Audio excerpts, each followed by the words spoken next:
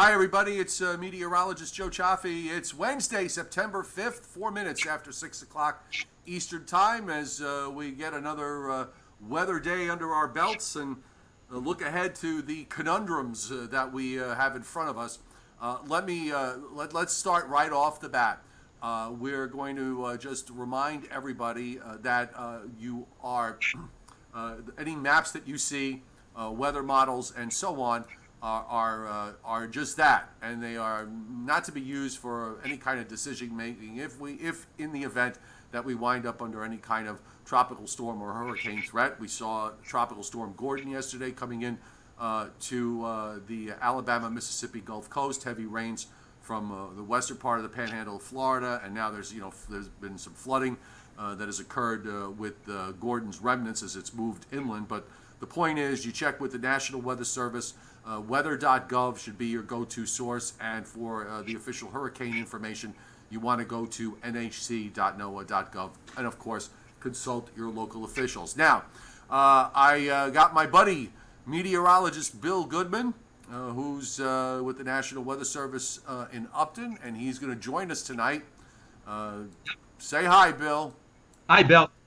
Very good. I knew you were going to do that. I'm guessing that your audio is fine, and my audience will tell me if you're not. So I'll tell you what. I'm going to bring up full screen.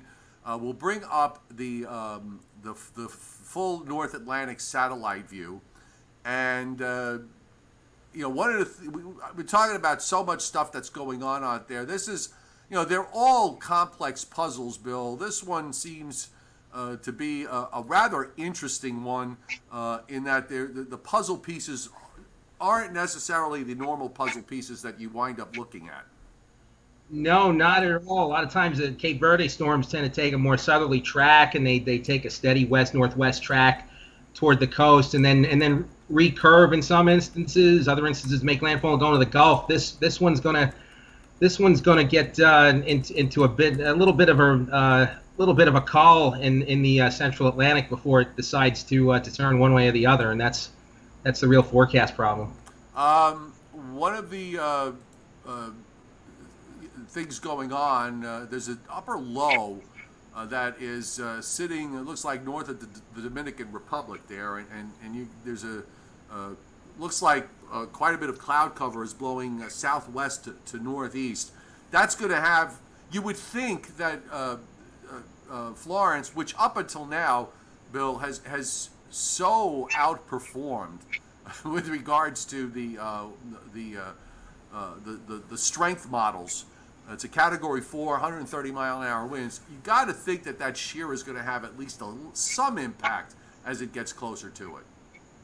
I would think so. It doesn't seem that doesn't seem to be working out so far. It's funny that there can be some times where the shear can actually be just ideal, because I guess if it's ideal relative to the storm's motion, it could actually help things out, if not hinder them. I think with this thing being a Category 4, I don't think it's going to weaken a heck of a lot. I don't think I'd be surprised if it went back down to tropical storm strength, let's say. But we'll see over the next few days. Yeah. Now the Hurricane Center's been talking in the discussion that upper low is going to drop southward into the into the Caribbean, and then that will lessen the shear, and that will probably create a slightly more favorable, probably go back to favorable conditions for strengthening. I just, sometimes you can get shear if it's too strong. You wind up weakening the system to the point where it never really gets back to what it was. So I think that's probably one of the big questions in my mind is if we wind up with something like that, are we going to see perhaps maybe it won't get back to the Category 4 status, or maybe I'm overreaching here. No, I don't think so. That happened with Hurricane Isabel back in 2003. That was a Category 5, and it looked like it was meaning to cause the coast a whole lot of trouble. Ran into an area where it got sheared pretty well, weakened to Category 2 status, and stayed there. Right. Okay. So, I've been trying to emphasize the fact that first things first, and one of the big problems with having, once upon a time, Bill, you and I both remember a day where, secret progs were secret progs. Where they're governmental use only. That's right. And, we didn't have all this wide access to the models, certainly not in the public domain, but now of course they are. And I happen to think it at the end of the day, it's a good thing to have all that information out there.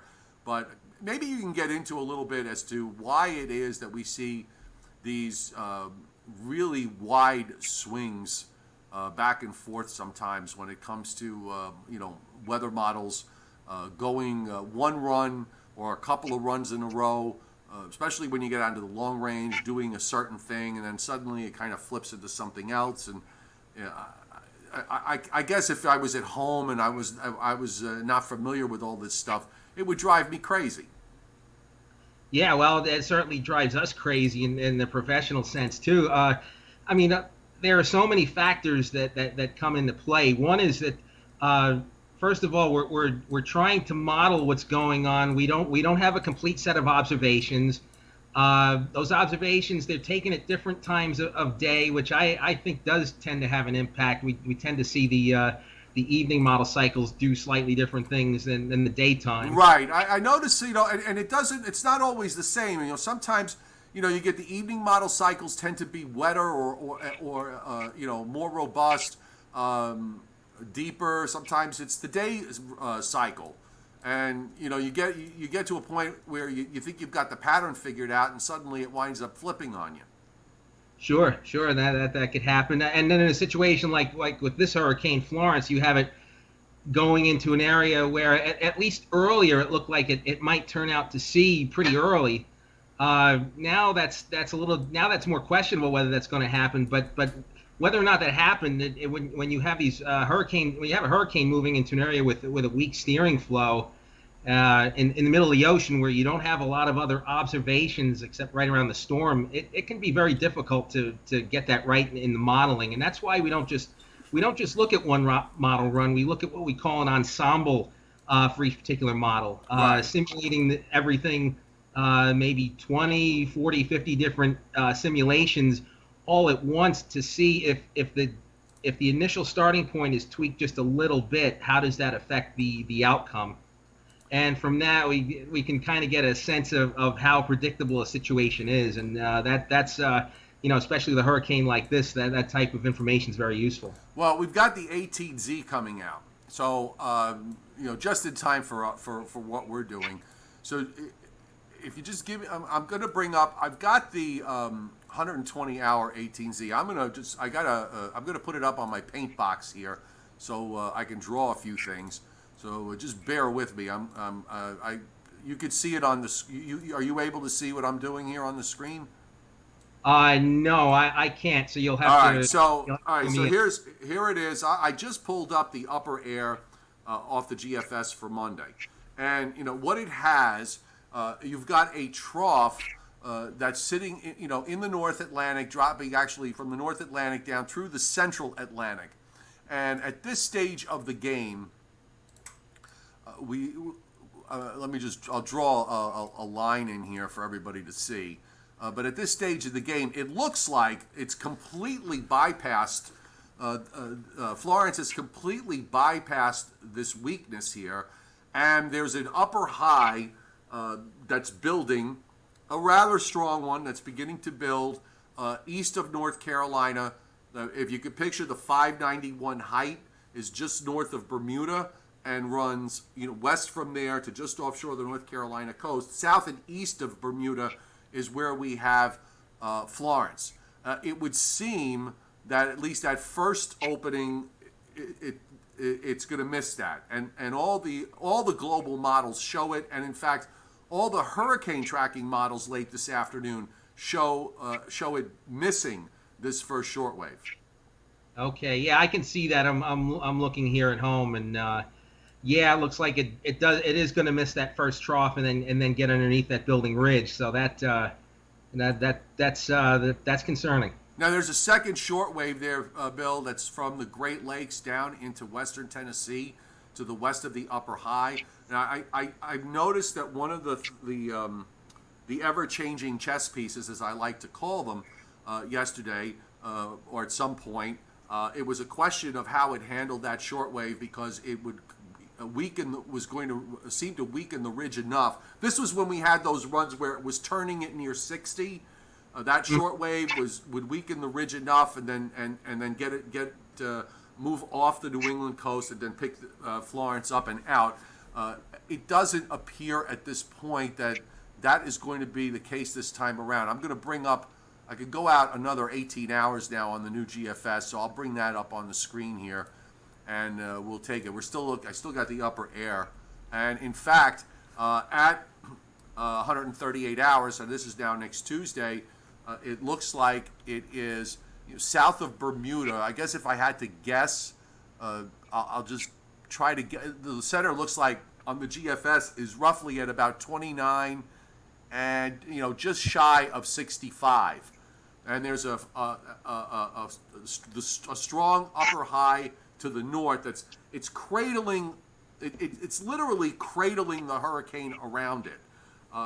This, I think, is one of the important factors, if not the most important factor here.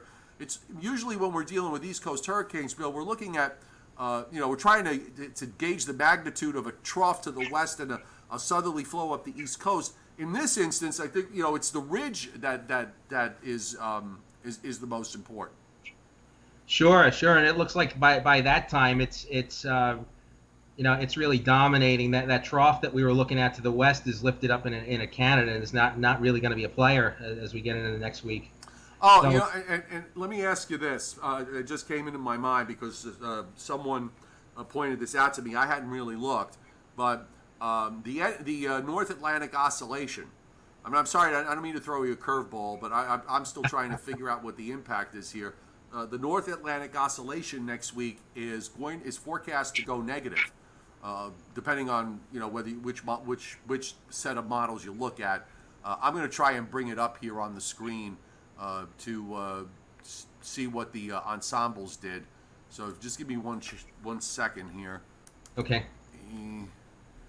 I'll bring it up full screen here, and let's see what it has. All right, so actually, according to the ensembles anyway, we've got a strong NAO relative to the time of year early next week, and then it actually drops to negative along about the 12th, 13th, and 14th. I think you can see it there. How important is that? Or is it? Is it even important? Well, that's a good question. It's not even necessarily so much the phase of the NAO, but the direction in which it's going. If you have a phase change in the NAO, that tends to, at least in the wintertime, that works pretty well for... in other words, when you're going from strong positive down to zero, and you do it rather rapidly, that's a sign of that's telling you that something big is changing. Or if you're going from strongly negative back to neutral, that's telling you something big is changing.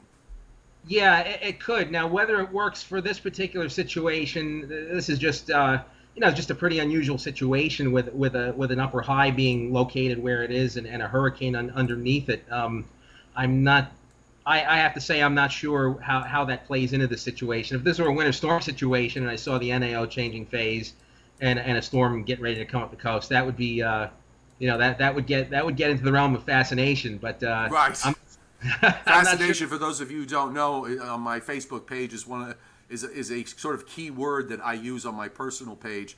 My friends all know that if I say something is fascinating, depending on how many capital letters I use, is an indicator of how bad a storm is or isn't going to be.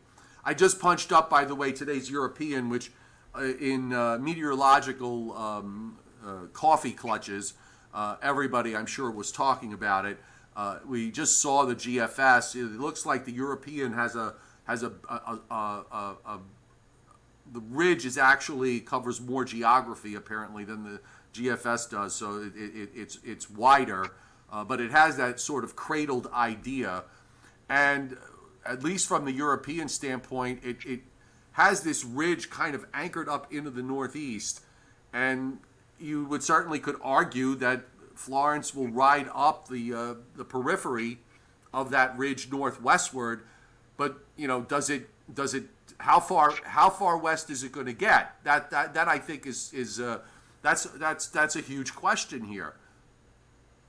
Yeah, that's a tough one, and I think the one thing that actually has me more concerned than anything else is that when we start to get in that time range, that at least the features coming in from the west tend to happen maybe up to a day later than when the models place them. So even if the all else being equal, I'm wondering how that's going to affect the future path of the hurricane, whether it's actually going to keep the hurricane on a track more toward the coast rather than.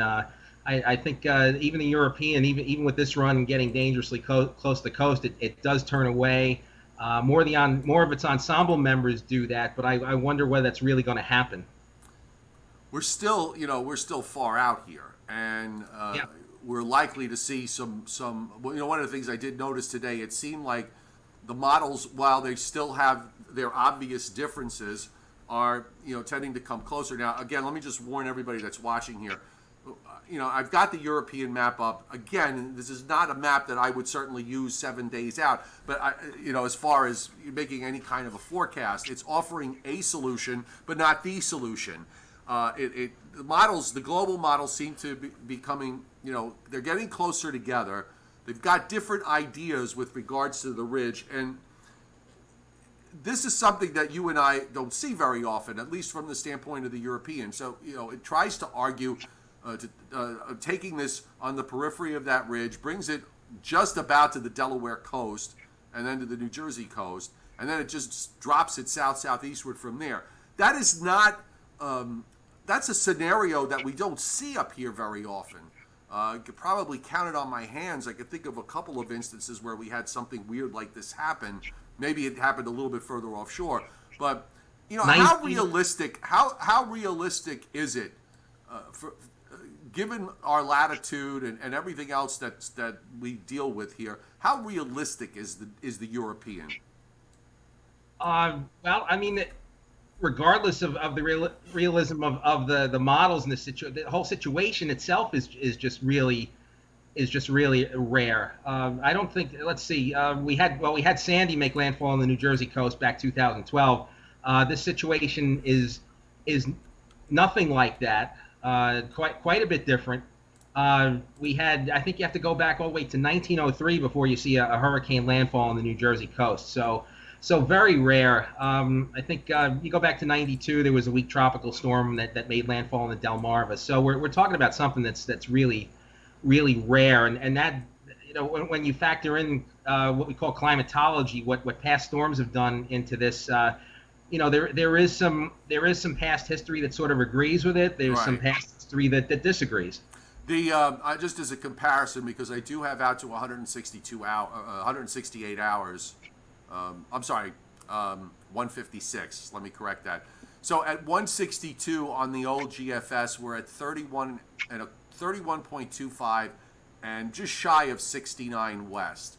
Okay, and on the new run, we are at roughly 30 and a half, and about 70.1 and a half, 70.2, about 70, 31 and a half, 30 and a half, and about 70. So it looks like it's a little southwest of the prior run, and this is you and I both know we're going to be now we're going to start looking at every run, trying to gain a clue with regards to what the models are doing. The upper high is still ridged all the way back into Ohio and Kentucky and into the Appalachians.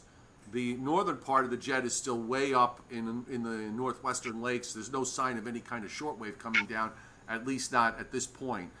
Should we be looking up there for something that may show up that could dent this ridge and keep this thing further out?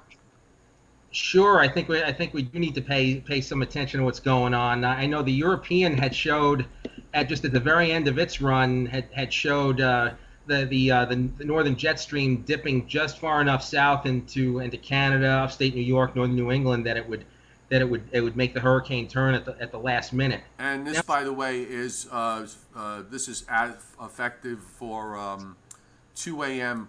on Wednesday. So, let's let me let's. You're still. By the way, just to let you know, I'm keeping maps up on the screen because for some reason we hear you fine, but you froze up again. So oh, I don't know if that's that's Suffolk County signal interference that's going on, but how do I'm sitting at home and I'm watching this, I'm listening to you, and how do you approach? How should somebody at home approach digesting all this information at this point? We're at least a week away. How at what point do we start to at what point do we basically start paying more serious attention? Because I think right now we're still pretty much in watch, wait, and see mode. Would you disagree with that? yeah, it's still kind of early. It's still kind of early. I mean, we really don't know which way it's going to go. Whether it's going to turn out at the last minute, whether it's going to maybe take a more southern track toward the Carolinas, threaten the Mid-Atlantic more. I mean, the models will probably change on their ideas with every cycle, and I think there's just too many plausible outcomes for this to really to get super worried. I mean, if I had a generator at home, maybe I'd turn it on, make sure it's running all right. Right. Just basic. Do people get milk and bread for hurricanes? No, don't start that because we get accusations. Let me, in my mind, for me, Bill, as far as dealing with the practical weather that we have, that's going on. I'm thinking in my mind, you know what? Let's get it west of 60 degrees west first. Let's see how what happens when it comes to the shear. What it's going to do. I mean, I tend to think that while it might have some impact, it may not. I don't think we're looking at a situation where it's going to get completely ripped apart. But I would say let's get it west. It gets west of 60, then I think at that point the antenna should go up, because that's not going to happen until we get toward the latter part of the weekend, and then we can. I think that would be a better place where we can weigh what's going on with respect to the upper air in the eastern part of the United States. Correct? Makes sense? Yeah, I agree with that, and as you're talking about that, I'm just reminded that even with winter storms, we tend to look pretty far afield for clues for things that the forecasts are going to be sensitive to. Now I'm not sure with this particular storm, but those answers could lie all the way back in the North Pacific somewhere, or Alaska. We really have to look far and wide for things that could happen to change the outcome. I see everybody, on my board tonight with comments. If any of you have any questions for Bill, type them up on the chat board. We've got them here, so you can take, certainly we could take advantage. With the any kind of meteorological questions that you might have. We've got a new moon next week, so I think that's something that we have to think about. Yeah, I think so. I think it's on the 9th, and then in some places the highest of the high tides tend to lag that by a couple days. So I'm not sure. I looked at the high tides for Cape May earlier today, just for laughs, and they seem to go along with the moon phase. They're highest with the new moon itself. I'm not sure if that's true up this way, Long Island way. It might be different. Yeah, Christopher on the board says, just what you said before. This might not be a bad idea, a time to just make sure, you got the stuff around just in case. Well, maybe just to do the stuff that we really ought to be doing every year anyway, in terms of preparedness. Even if nothing happens, it's a good drill. Yeah. Even some of these weaker tropical storms, we've really, we put out watches, warnings, and maybe not much happened, but I always considered them as drills for the real thing. When we really get hit. Yeah, I got. Mr. My Gateway on the chat board says, what are the chances that the jet stream pulls it away from the coast and takes it out to the northeast. I mean, there's every possibility too that as it nears the coast, if that ridge isn't strong enough, that you're going to have that natural recurvature that tends to occur all along the east coast around the periphery of the upper high. Yes, that's true. Not too much steering currents though, so when it makes that turn, it's going to be slow, and the hurricane may even stall or just move very slowly right off the coast for a couple of days. That I think even if we don't have any direct impact on land, I think that's going to have an impact. Certainly at the beaches and maybe with flooding along the coastline. Just trying to check here. Okay. Oh, Johnny Quest, one of my regulars here, Johnny Quest. I don't know how he's in the Blue Ridge Mountains of in Western Virginia, and they've had upwards of 30 to 40 inches of rain or more in the last couple of months. And he's already taken out his normal rainfall for September. He took it out on the first day. He did the same in August. And he says, what are the chances of tropical rains for where he is in Western Virginia?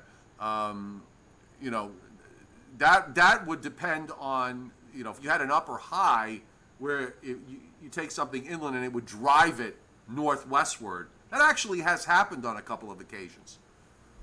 Yeah, I think if this storm made landfall, that could be a problem. I think there's a wolf we got to shoot first there though, and that is what remnants of Gordon do. I think they're going to be headed northeast and probably bring a lot of rain to parts of the Ohio Valley and Mid-Atlantic next several days. Yeah, you know what? Let's we're coming up, by the way, folks, on 6:30 Eastern time. Just to let you know. You know what? Why don't we jump to that and let's take a look at. I'm going to bring up the current radar because you can actually see the signature of Gordon. You and I were talking yesterday about the fact that Gordon probably would have strengthened to a fairly strong, hurricane, possibly, maybe a Cat 2 or a bit higher, were it not for the shear that was going on. Yeah, I think so. I think it just barely missed hurricane strength right at landfall, so it was close anyway. I got the latest radar up, Bill. You can see that the remnant low circulation is still pretty much intact, and it's producing. You still have some bands of heavy rain. Actually, the Florida Panhandle seems to be in the biggest band of heavy rain. I guess because part of the circulation, which has expanded somewhat, is coming in off the Gulf of Mexico, and they're getting convection that's developing offshore and moving inland. A lot of those places have gotten up to 10 inches or more of rain already. Mm-hmm. You have that. You also have that frontal system that's up to the north. I guess from Oklahoma up to Wisconsin, and I'm sure at some point when the remnants catch up to that, it's probably going to enhance the rainfall with that frontal boundary and maybe out ahead of it too. So even out ahead of that, we tend to call those pre's or predecessor events where it's indirectly related to hurricane, but just because of the way a tropical storm or hurricane influences the jet stream, it can cause heavy rain hundreds of miles upstream from the system itself. I'm cheating, Bill, by the way. I pulled up the Eastern Regional map, so we have out to 186 hours, and on this run, it kind of looks like the European. It wants to just take it northwestward to just right along the North Carolina coast by a week from today. And it matches up with the European pretty well. By the way, here's a question for you. How much attention, because everybody's seeing, the folks that know about the pressure that's on the map, I've been kind of playing down what the models have been trying to generate in terms of pressure, because, how do we know what a realistic number is, and how good is the GFS really, or the European for that matter, when it comes to strength? It doesn't, we've seen too many examples this year, both on the Pacific and the Atlantic side, where the models really don't do well when it comes to actually gauging how strong some of these tropical systems are. No, they don't. It goes both ways. How many models? I can't think of a single model that would have pegged Florence to be a Category 4 hurricane right now. Well, I mean, how realistic is a 930 pressure off the North Carolina coast? I mean, it is possible to get a pressure that low. The ocean is warm enough; I think it would be supportive. But it's not often that we've seen Cat 4s in that position. If it's even there, I think I want to emphasize, folks. We're talking in theory here, so there's nothing just because the models are doing what they're doing doesn't necessarily mean it's going to happen at this stage. Just want to make that clear.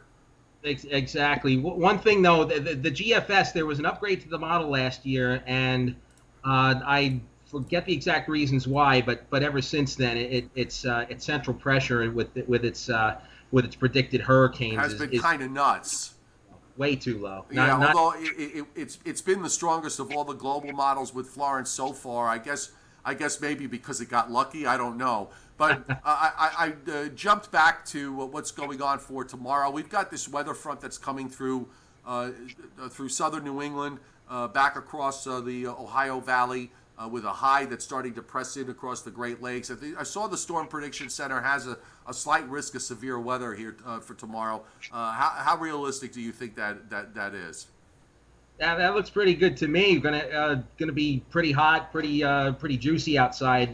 Pretty unstable out ahead of this cold front that's coming down. So, mid-70s dew points. You would think that with all the dew points as high as they are, if we could just could get the mechanism aloft to set off the thunderstorms, I would think that tomorrow would be an example where you could wind up getting some strong cells developing. Yeah, I think so. I think probably going from Connecticut right across the city and down to Philadelphia, especially as we get in the late afternoon. Now the front's going to stall to the south, and as you point out for the folks, across Virginia, back through West Virginia, it looks like that's where the frontal boundary is going to be. So you're going to have rain issues from Friday into the weekend. That high is going to try and build southward. I don't know how successful it's going to be, but Sunday night into Monday. Early Monday afternoon, that front backs up as a warm front. It looks like the bulk of the rain goes west of here, as you said, through the Ohio Valley, on up into western New York and northwestern PA. And then the weak cold front just it basically just disappears because the offshore ridge is beginning to build at this point. And, of course, now this is where we start to get Florence into the picture. Mm-hmm. Yeah, and that like as you mentioned, the 18Z GFS, boy, that sure does look like what the European had been advertised. Although it is quite a bit quicker, if I'm not mistaken. Yeah, it does seem like it is a little bit faster. I'm just going to go over to the board, back to the board where everybody's post. Let's see, what chance, John? Okay, I got that question in from Johnny Quest. Let's see, Israel. Bill is Israel Frutiger, who's a regular here. He wants to know if you're a long range fan, because everybody knows my opinions on that. I'm not a big long range guy. Bill, you and I have talked about this. I just can't seem to get my head around all the stuff you got to look at when you're looking at things weeks and weeks out into the future. I kind of like to stay inside that 2-week time frame.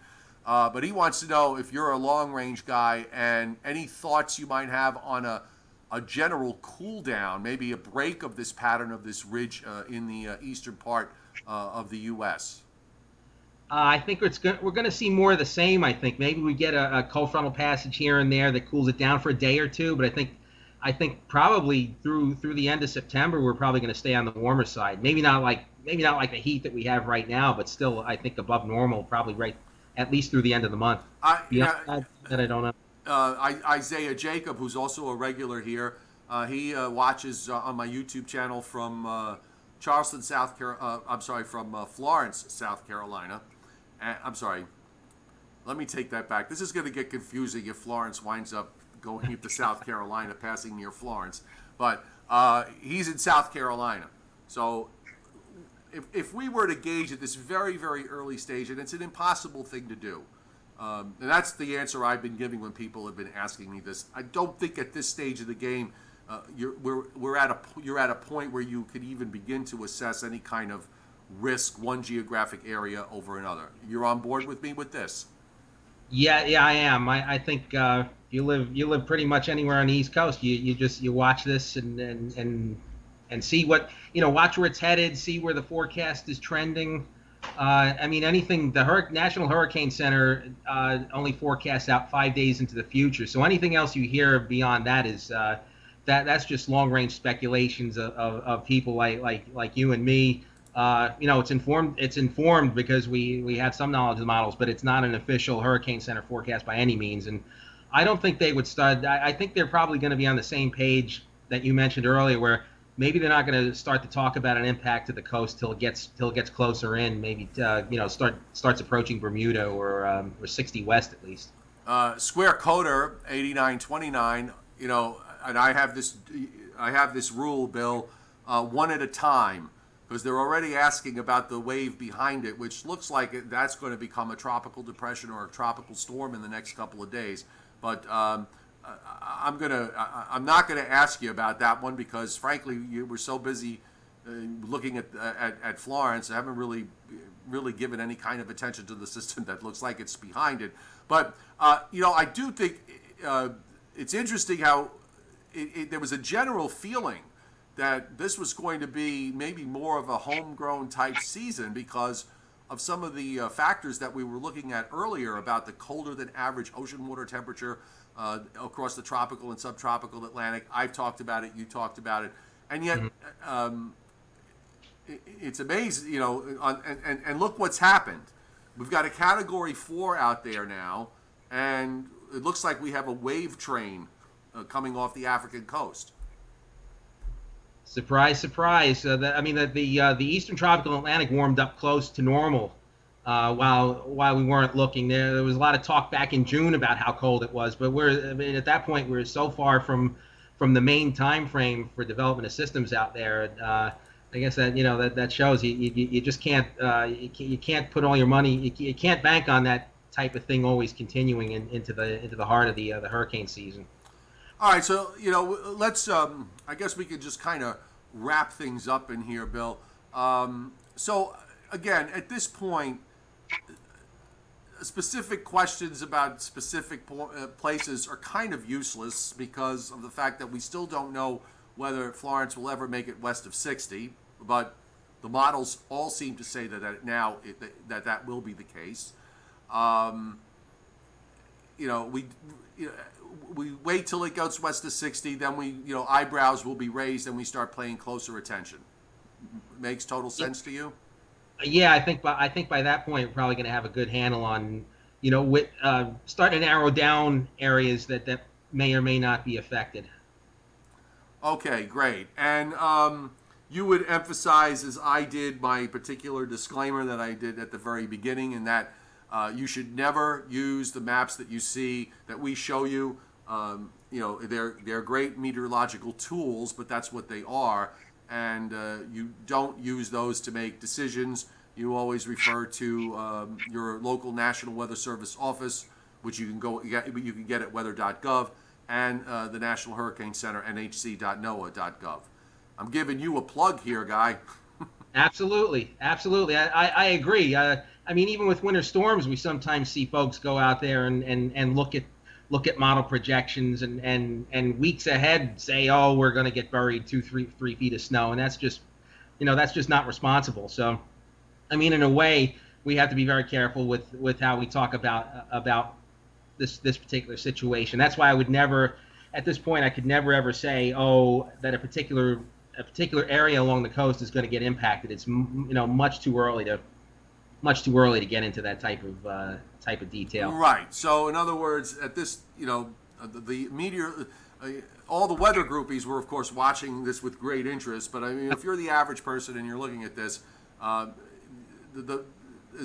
I said, wait till later in the weekend. Know it's out there. And as far as anything specific at this point, it's just sheer speculation, and that's really all it is. Mm-hmm. What's your favorite model? Let me rephrase the question before I get in trouble with. Hold on. Let me rephrase that before I get in trouble with some pot. Okay. What's your favorite weather model? It depends on the situation. I think if in the long term, I kind of prefer the European. I got to take I got to take it with a grain of salt. Sometimes I've seen it do some crazy things even just a few days out. I think in this particular situation, I'm leaning on it more than the GFS, and that's probably just because of how well it did with last year's hurricanes, and even before that with Joaquin. I know that you remember that one early October a couple of Well, years that was ago. the one where the European stood alone with the single arrow pointing out northeast, while everything else was taking it toward the Carolinas, and the European wound up being correct. But I also remember, Bill, that there was a small tropical storm. I think it was Ida that wound up regenerating. It got sheared apart, but then it wound up regenerating to the northeast of Joaquin, and if memory serves, it sort of created an opening and created a trough to which Joaquin responded to, and that I think was what one of the things the European had picked up on. Yeah, that's right. And I can even remember at that time thinking there's no way that the hurricane is going to go toward that weakness, and yet it did. The models just it's just that it was just really good in that situation. It's done very well the past couple of years. Um, I used to I used to be more cautious of it because it used to take things way too on a south and west track. If I think if it the European maybe only a few years ago might have taken Florence into the Gulf of Mexico, let's say. Whereas the GFS, I know, tends to take things a little bit too far to the right. Right. Well, we're only at Wednesday, so we've got a long 7 or 8 days. Hopefully, we can get this. At least, if it's going to go out to sea, let it happen. Let it happen. Become obvious quickly, so we don't spend a whole lot of energy. But I got a sense that this mystery is going to be a while before we have it resolved. Hey, thanks as always, Bill. You know you are always welcome here. You know how I adore you guys out at Upton. You do a fantastic job. As that, I don't want to leave out Mount Holly either. They do a great job too. The local National Weather Service offices that cover New Jersey, New York, and Southern Connecticut, and Long Island. You know, you always have an open door here to come on and Skype with me, and I really appreciate you taking the time. Thank you. I just got to say, when I'm here, I'm just sort of on my own dime. That sometimes my speculation may not be the same as the official Weather Service forecast. So let's I just want to remind everybody to keep that in mind as well. Right. I'm here on my own dime. You seem to catch me on all my days off. Maybe some of the listeners wonder if I really do have a job, but yeah. Well, you've squeezed me out a couple of times when you were going into the midnight. So and I know how suffering that can be when you're on a long stretch of midnight. So I really appreciate you being here, and thanks very much. So I'll probably talk to you later on Messenger. Okay. Okay, great. Thanks for having me as usual. All right, take care, pal. That was Bill Goodman from the National Weather Service office in Upton, New York. He's on his day off. He's actually a neighbor of mine. We live about a mile apart. And I always love having him on because he offers some great insight into the meteorology that we deal with regards to these tropical systems. As I said, just to wrap it up, we got a long way. This is one of the more fascinating puzzles that I've seen in quite a while. So we've got a lot of interesting times ahead. Let me first off, let me just say thank you to Isaiah Jacob. You're hitting super chat tonight. I really, really appreciate it. Let me just let everybody know I have set up a site on Patreon where you can go to. I will have videos specifically for Patreon members. I have a link here on the descriptor to the video. My page is Meteorologist Joe Cioffi. There's also an app. There's a Patreon app that you can use, so you can have it right on your phone, and you're able to chat with me, send me messages at any time. So particularly if you're not on Facebook or on Twitter, I don't really spend a whole lot of time on Twitter, but Patreon is a good place to be. I'm just asking for a couple of bucks a month to help me with all the stuff I got to do and the costs involved. So I really appreciate it. The link is there. And also, just as always, We've got a link to Amazon, so if you shop on Amazon and you go through the link that's also on the descriptor to this video, we're a participant in the Amazon Services LLC program, which is an affiliate advertising program designed to provide a means for us to earn fees by linking to Amazon.com and its affiliated sites. So we've got the Joe and Joe Weather Show, which is coming up tonight at 9:15 Eastern Time. So we'll probably go through things again. He and I have our own perspectives with regards to what the weather models are doing in the new GFS. So we'll spend some time talking about that. I just put the Patreon link up on the chat board for those of you who might be interested. No obligation required. And we're probably just going to do single live streams until this thing gets left of 60 degrees west on YouTube.